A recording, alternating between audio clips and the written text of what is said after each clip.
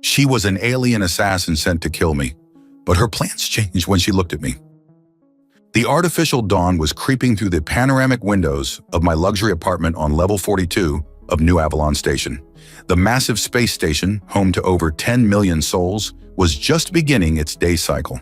I lay in bed enjoying those precious moments between sleep and wakefulness when something made the hair on the back of my neck stand up. Years of military training kicked in. Someone was watching me. I kept my breathing steady, maintaining the illusion of sleep while my mind raced through possibilities. The station's security was top-notch. I should know, having designed half the protocols myself. Breaking into a high-ranking intelligence officer's quarters should have been impossible. Yet here we were. The presence moved closer, silent as space itself. I could almost feel the predatory intent radiating from whoever or whatever was approaching. The light gray sheet covering my naked form suddenly felt like poor protection indeed. My eyes snapped open, meeting a pair of startled amber ones. Time seemed to freeze as I took in the sight before me. A stunning humanoid woman with emerald skin that seemed to shimmer in the artificial dawn. Her long, wavy black hair cascaded over a black assassin's corset that left little to the imagination. Well, I drawled, trying to ignore my rather obvious morning condition. This is awkward. Her exotic features contorted in surprise, then a suspicion. "Don't move!" she hissed, brandishing a wicked-looking knife. "What's under that sheet? A weapon? Did they warn you I was coming?" I couldn't help but chuckle, which was probably not the wisest response to an armed assassin. The only weapon under here is, standard male equipment. Morning variety. Her amber eyes narrowed dangerously. "You mock me? Who sold me out?" She took a threatening step forward. "Prepare yourself for—" "Look," I interrupted, raising my hand slowly. "I'm completely unarmed and naked, and if you'd like proof of either statement, I'm happy to—" She lunged forward with impressive speed, but I was ready. Years of combat training don't disappear just because you're in the buff. I rolled to the side, taking the sheet with me, and managed to catch her wrist as she struck. We grappled briefly before ending up in a rather compromising position, her straddling me, her knife hand restrained, the sheet barely preserving my modesty. That's when I noticed her cheeks darkening to a deeper shade of green. Her amber eyes widened, and for a moment, she looked less like a deadly assassin and more like a woman who just realized she was sitting on a naked man. I didn't, she stammered, then practically leaped off me. Before I could say another word, she disappeared through my window, leaving me alone with my thoughts in a rather persistent physiological condition. Well, I muttered to myself, that's one hell of a way to start the day. After my unexpected morning visitor, I spent the next few hours diving deep into New Avalon's security feeds and intelligence networks. Being the station's chief of intelligence operations had its perks, including unrestricted access to pretty much everything. I was midway through my third cup of synthetic coffee when my comm unit chimed. "Commander Norrington," Admiral Richardson's gruff voice filled my office. "Emergency meeting, council chamber." Now, interesting timing. I straightened my uniform and headed for the station's diplomatic sector. The council chamber, with its sweeping views of the starfield beyond, housed New Avalon's governing body. As I approached, I noticed unusually tight security. Something big was happening. Inside, I found the chamber already filled with the station's highest-ranking officials. Admiral Richardson, his silver hair immaculate as always, stood at the head of the massive oval table. But what caught my attention was the delegation seated to his right. There, in a form-fitting diplomatic uniform that somehow managed to be both professional and alluring, sat my would-be assassin. Our eyes met. Her amber gaze widened slightly, a deeper shade of green coloring her cheeks. To her credit, she maintained her composure, though her knuckles whitened as she gripped the edge of the table. "Commander Norrington," Admiral Richardson nodded, "meet Ambassador Luria from the Emerald Conclave. She's here to discuss some concerning developments." I took my seat directly across from her. "Ambassador," I said smoothly, enjoying the way she tensed at my voice. "We really must stop meeting like this." A few confused looks passed between the other officials. Luria's eyes narrowed. "Commander," she replied, her voice honey over steel, "I assure you our previous encounter was not sanctioned by the Conclave." "Fascinating," I drawled, and here I thought early morning assassination attempts were standard diplomatic protocol. Admiral Richardson's head snapped toward Luria. Ambassador, would you care to explain? She maintained her poise admirably. A misunderstanding, Admiral. Certain elements within our society believe Commander Norrington's new security protocols threaten our traditional practices. Traditional practices? I couldn't help but interject. Is that what we're calling attempted murder now? Our ways are not yours, Commander, she shot back, a hint of passion breaking through her diplomatic veneer. The Dance of Blades is an honored tradition among my people. When one of sufficient status draws our attention, they send an assassin. Admiral Richardson looked apoplectic. We send our best, Luria corrected, her eyes never leaving mine. To test, to evaluate, to assess compatibility. I leaned forward, genuinely intrigued. Compatibility? Among my people, Commander, leadership is proven through combat prowess. When we identify a potential, she paused, choosing her words carefully, diplomatic partner, we must first ensure they are worthy.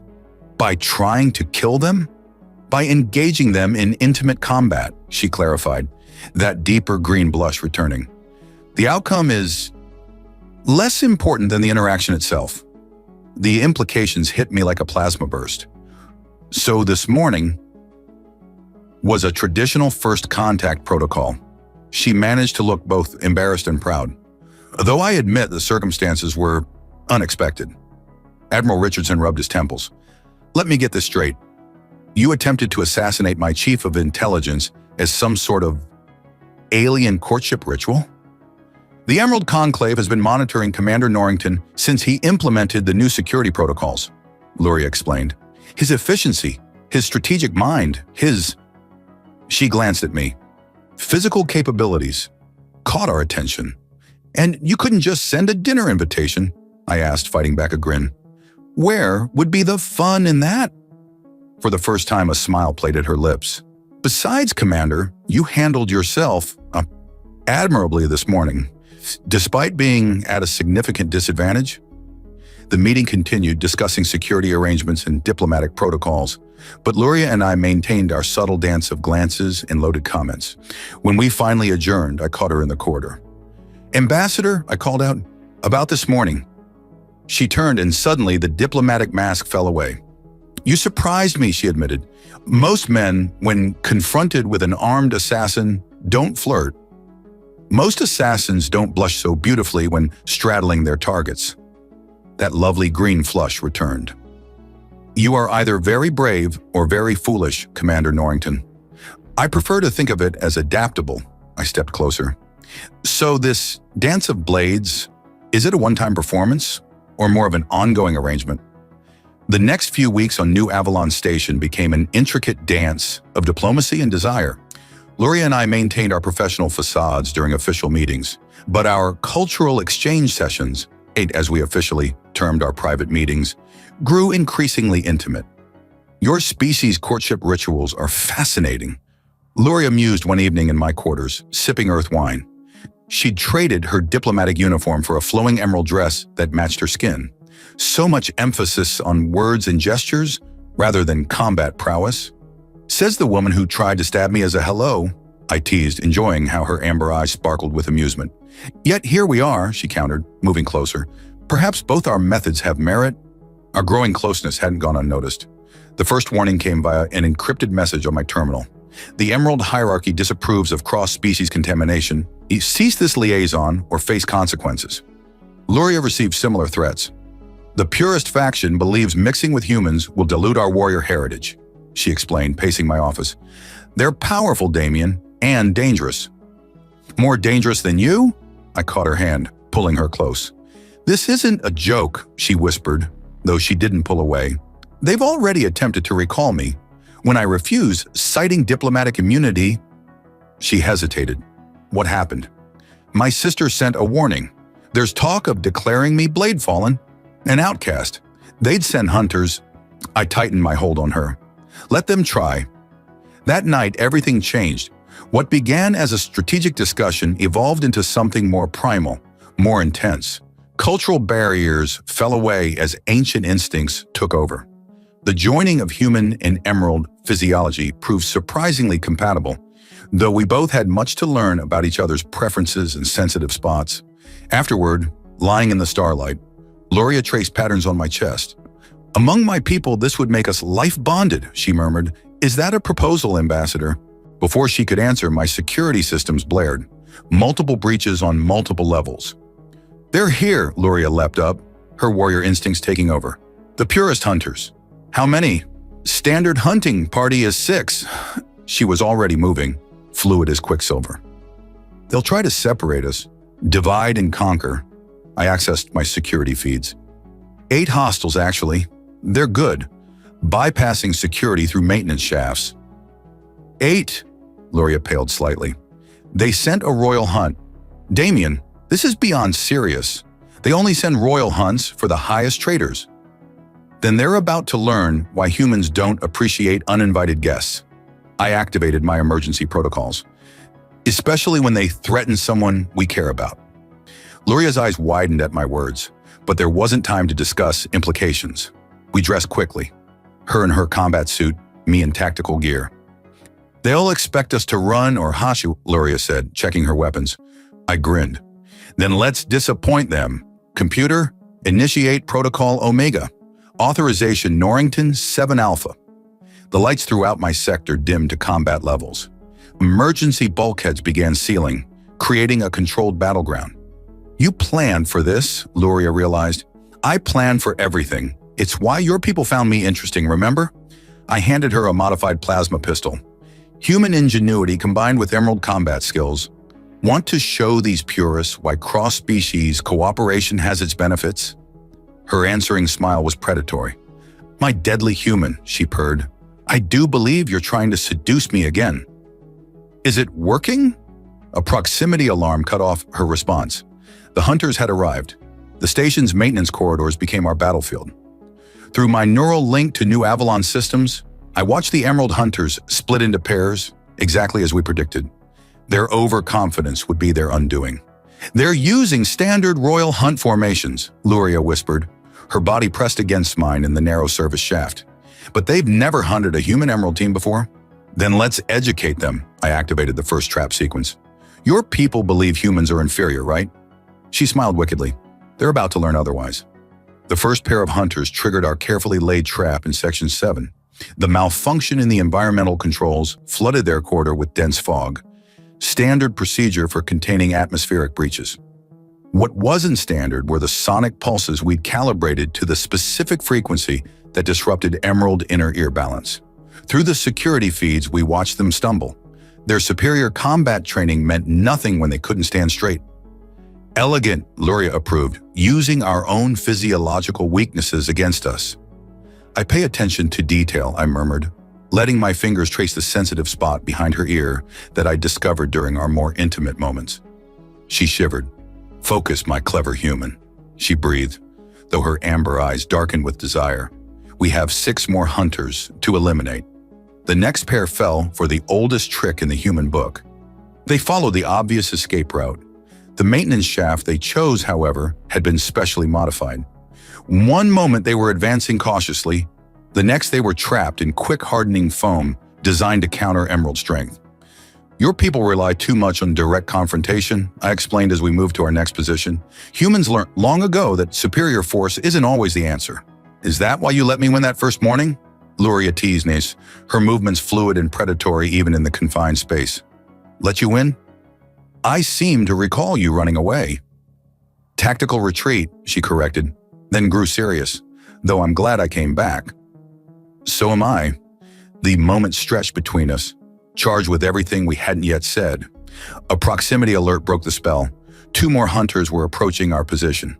"They're learning," Luria noted. "These 2 are using human-style tactical movements." "Good. Time for some Emerald-style direct confrontation then." We engaged the next pair in close combat, our fighting styles perfectly complementary. Luria's fluid grace matched my calculated precision. Months of sparring, both martial and intimate, had taught us each other's rhythms. The hunters, expecting to face separated prey, found themselves outmatched by our synchronized assault. "Beautiful," one of the downed hunters spat blood, staring at Luria. "You've even learned to move like them." "No," she corrected, her voice cold. "I've learned to move with him. There's a difference." The last 4 hunters proved more challenging. They'd adapted to our tactics and using their superior numbers to force us into defensive positions. They're hurting us, Luria realized as we retreated down another corridor, toward the outer hull sections. Good, I grinned. That's exactly where I want them. Damien, she knew that tone.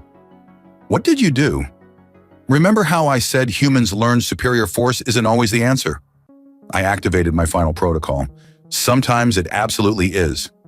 The outer hull sections were designed to withstand massive structural damage. They were also equipped with emergency gravity plating that could be reversed in case of hull breach.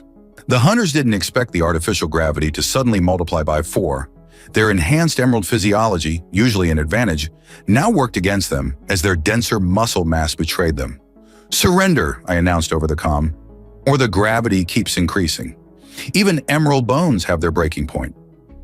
The fight ended not with violence, but with grudging respect. As station security took the hunters into custody, Luria pulled me into a maintenance alcove. You continue to surprise me, she said, her fingers tracing my jaw.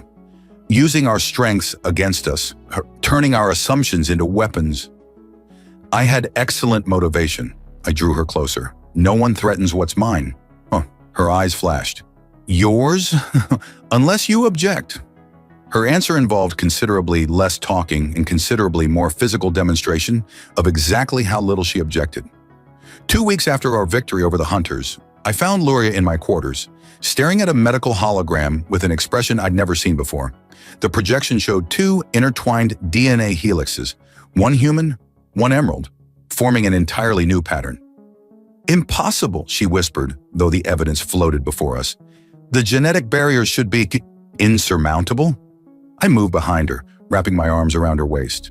Like the cultural barriers? The political ones? The physical ones? She leaned back against me, her usual confidence replaced by something more vulnerable. This is different, Damien. This is a miracle, I suggested, watching the holographic strands dance. A complication, she corrected, though her hands covered mine protectively. No human emerald hybrid has ever been conceived naturally. The purists will see this as confirmation of their worst fears. And what do you see it as? She turned in my arms, her amber eyes meeting mine. I see proof that the universe has a sense of humor. The assassin sent to kill you is carrying your child. I couldn't help but laugh. Well, when you put it that way, this isn't funny, but she was fighting a smile. Do you have any idea what this means? The political implications alone? I silenced her with a kiss, slow and thorough. When we parted, her eyes had that wonderfully dazed look I'd come to cherish. The political implications, I said firmly, can wait. Right now, I want to know how you feel about this. Not Ambassador Luria of the Emerald Conclave. Just Luria, the woman who broke into my quarters and changed my life. She hesitated, then squared her shoulders. I'm terrified and excited and angry at myself for being excited because by all rational measures, this should be impossible. Yet here we are, and all I can think is how perfectly it fits us. Breaking barriers seems to be our specialty. That it does. I guided her to the viewport where New Avalon's lights sparkled against the void. You know, humans have a saying, life finds a way. Your species has an oddly poetic approach to biological impossibilities, she observed dryly. Says the woman who tried to stab me as a courtship ritual. That was different. I was following established protocols for evaluating potential mates. Her indignation faded into thoughtfulness. Though I suppose this outcome does validate my initial assessment of your genetic quality. I'm flattered, I think. I pulled her closer. So, what's the Emerald Protocol for this situation? There isn't one. We're in uncharted territory. She traced patterns on my chest, a habit she'd developed during our more intimate moments. Traditionally, an Emerald warrior who successfully bears a child of significant genetic value is honored with elevation to the maternal guard. And a child that represents the first viable human Emerald hybrid would be considered either an abomination or a miracle, depending on who you ask. Her smile turned predatory. Fortunately, I've never much cared what others think, especially now that I know how creative humans can be in dealing with opposition. The way she said creative sent heat through my blood. Speaking of creativity, Her amber eyes darkened with desire. Are you suggesting we celebrate our impossible achievement? I'm suggesting we continue to defy expectations in the most enjoyable way possible. What followed was a passionate affirmation of our connection, made more intense by the knowledge of what we'd created together. Later, as we lay tangled in sheets, Luria traced the battle scars on my chest. The purists will come again, she murmured.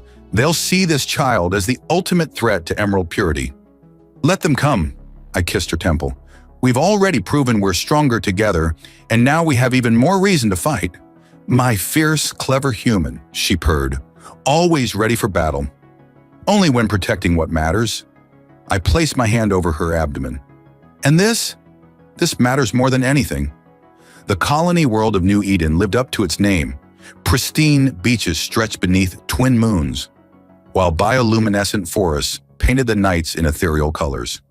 It was about as far from New Avalon's sterile corridors as you could get, which was exactly why we chose it.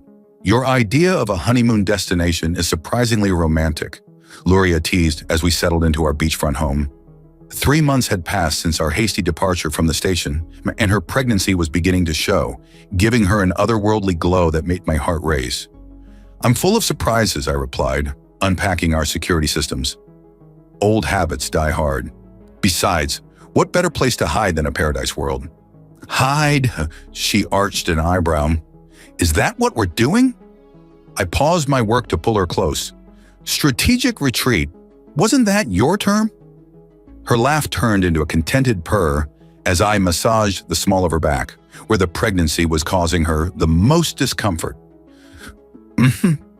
You're learning our ways too well, my clever human. Life on New Eden fell into a pleasant rhythm. Our mornings began with combat training, modified to accommodate Luria's condition, but no less intense.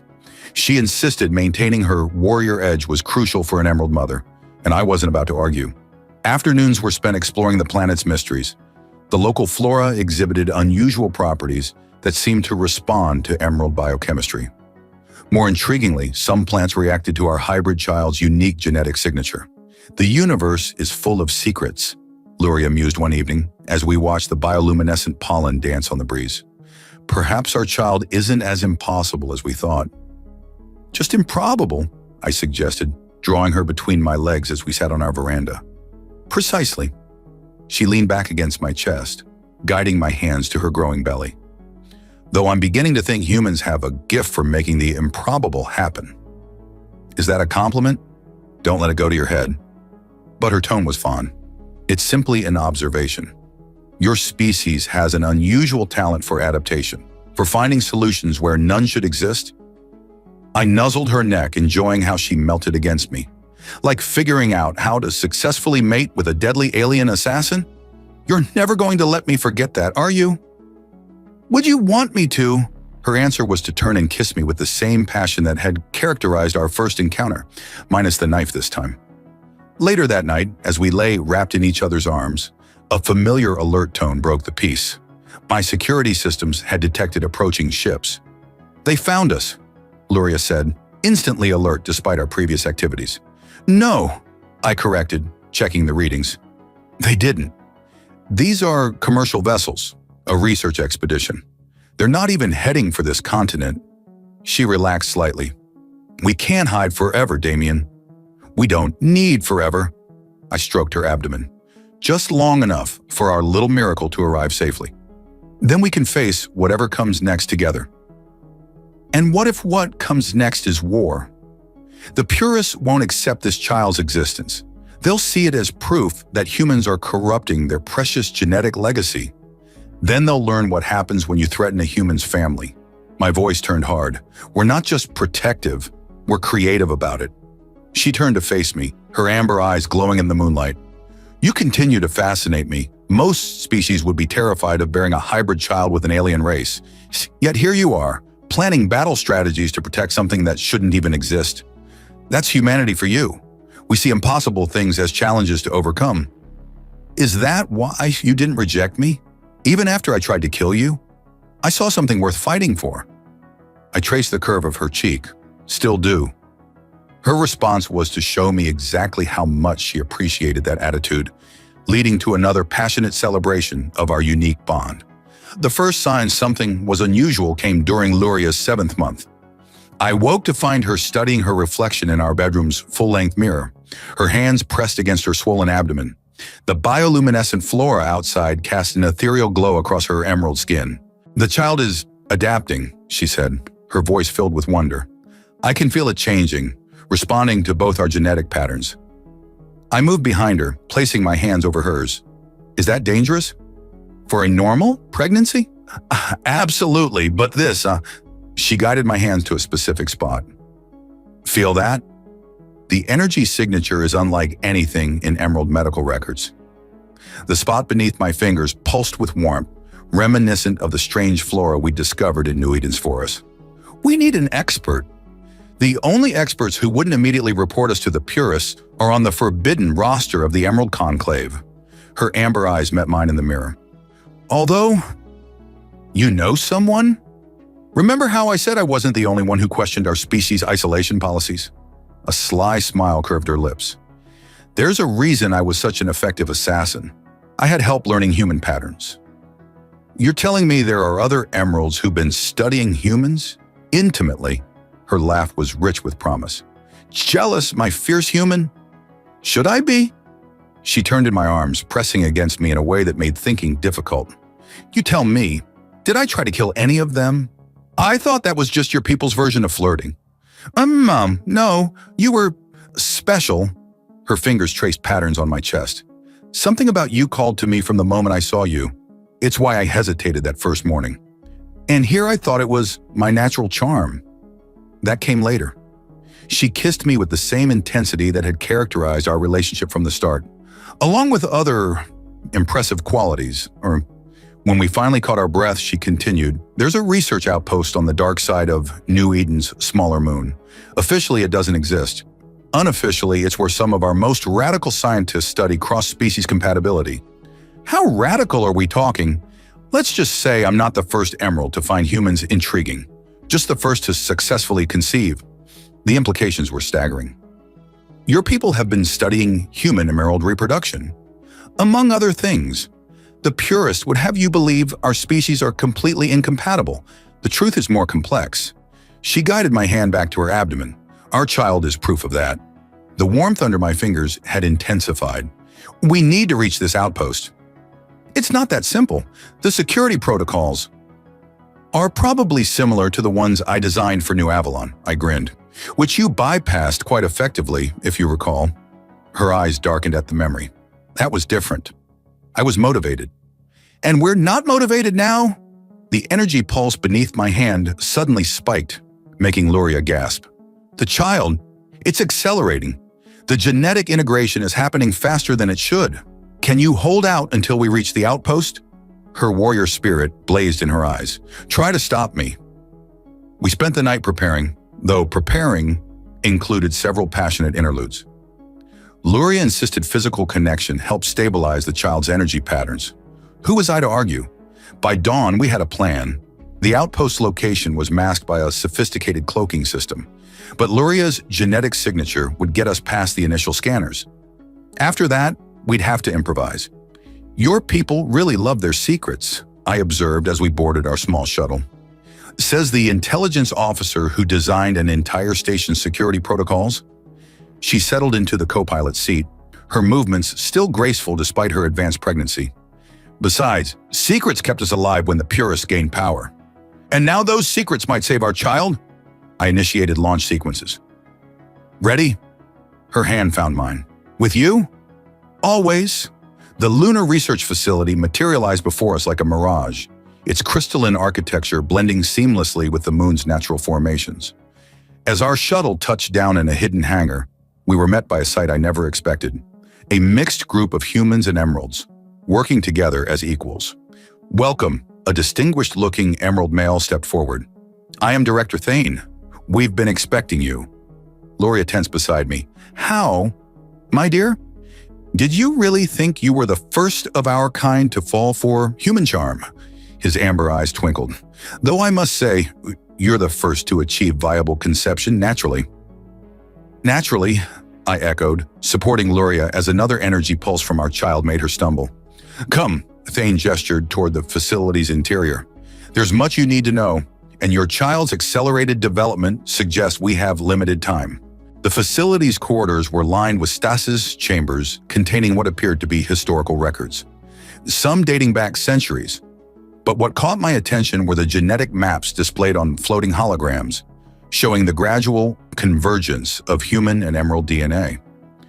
The purists would have us believe our species are fundamentally incompatible, Thane explained as we walked. The truth is far more fascinating. We've been compatible all along. We simply needed the right catalyst. Love, I suggested, half joking. Actually, yes. A human female in a researcher's uniform joined us. Dr. Jennifer Curtis. I've been studying human emerald pair bonding for 20 years. The emotional connection creates subtle changes in both species biochemistry, making genetic integration possible. But not easy, Luria noted, her hand pressed against her abdomen. No, Jennifer agreed, which is why your child is so remarkable. You achieved naturally what we've been trying to engineer for centuries. We entered a vast chamber filled with ancient artifacts and genetic samples. At its center stood a massive DNA helix hologram showing the gradual merger of human and emerald genetic codes. Our species have been drawn to each other since first contact, Thane continued. The purists didn't create the separation, they merely enforced it. But nature, it seems, has other plans. The child's energy signature, Luria suddenly gasped. It's responding to something here. Several artifacts in the chamber began to glow with the same pulsing energy we'd observed in our unborn child. Jennifer rushed to check her readings. Incredible, she breathed. The hybrid DNA is acting as a key, activating dormant sequences in both parent species. Meaning? I asked, holding Luria close as she trembled with another energy surge. Meaning your child isn't just a successful hybrid, Thane explained. It's the next step in both our species' evolution, the fulfillment of an ancient potential we'd forgotten we possessed. How romantic, Luria managed through gritted teeth. Our assassination-turned love story is actually an evolutionary imperative.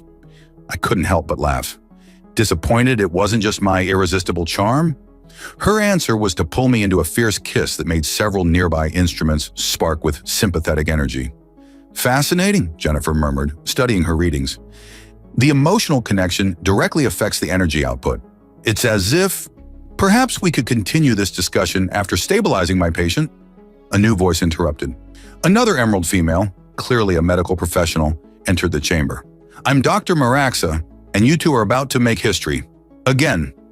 The next few hours were a blur of medical procedures and energy stabilization protocols. Throughout it all, Luria refused to let go of my hand, our connection seemingly vital to maintaining the child's stable energy pattern. You know, she whispered during a quiet moment, when I broke into your quarters that morning, I never imagined it would lead to this. No regrets? Her answer was to guide my hand to where our child's energy pulsed strongly, steadily. Only that I waited so long to fail my mission. The attack came just as Luria's labor began. The facility's alarms blared while the hybrid energy from our child reached unprecedented levels, creating aurora-like patterns across the medical bay ceiling. Purist warships, Director Thane announced, rushing into the room. They've somehow tracked the energy signature. We have multiple boarding parties attempting to breach. A massive explosion rocked the facility, cutting him off. Through the observation windows, we could see Purist dropships deploying troops in full battle armor. Perfect timing, Luria growled through another contraction. Nothing like a fight to make birth more interesting. You're not fighting anyone, I insisted, though I couldn't help but admire her warrior spirit. Even in labor, she was reaching for her weapons. Then you better protect us, my fierce human. She grabbed my collar, pulling me close. Because I refuse to let them harm our child? The energy pulses from her abdomen had become visible now, creating a protective field that made the medical equipment spark and dance. Dr. Maraxa's eyes widened as she checked her readings. The hybrid energy, it's responding to the threat and to your emotional states. Love is a weapon? I asked, remembering our earlier conversation about emotional connections affecting the energy output. More like love is a shield, Jennifer added, frantically working at her console. The energy field is expanding, creating a defensive barrier around the medical bay. Another explosion rocked the facility, closer this time. Through the chaos, I could hear the sounds of combat, the facility's defenders engaging the purist boarding parties. Damien. Luria's voice was strained but determined. Remember how we met? Kind of hard to forget an assassin breaking into my bedroom. Remember what changed? What made me hesitate? I met her amber eyes, understanding dawning. You looked at me. Really looked at me. The connection was instant, she gasped through another contraction. Like something ancient recognizing its other half. The genetic resonance, Jennifer exclaimed. That's it.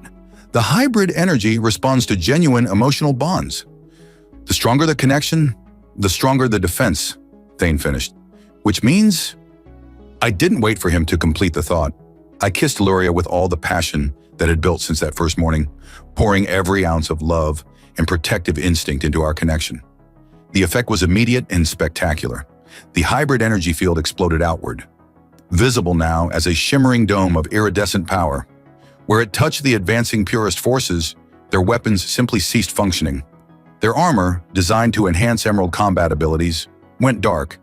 By the ancestors, Thane breathed, it's not just defensive, it's selective. It's only affecting those with hostile intent. Through our connection, I could feel Luria's satisfaction. Show them, she whispered against my lips. Show them why I chose you. The next few hours were a blur of intensity. Luria's labor progressing while the hybrid energy field, powered by our bond, kept the purist forces at bay. They tried everything. Energy weapons, sonic disruptors, even ancient ritual blades. Nothing penetrated the shield of our combined love. This is impossible, we heard one purist commander rage through the facility's comm system.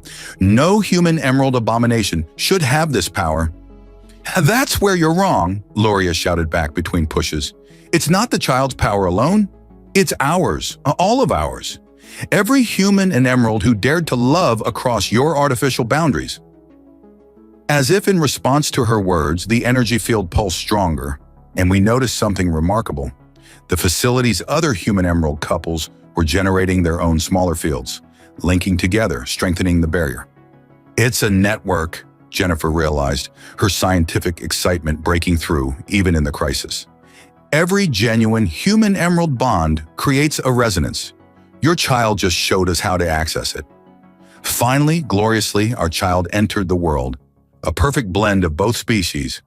Her skin a subtle marble of human and emerald tones, her eyes shifting between my dark brown and Luria's amber. The moment she took her first breath, the energy field crystallized, becoming an impenetrable barrier that even the most fanatical purist couldn't deny.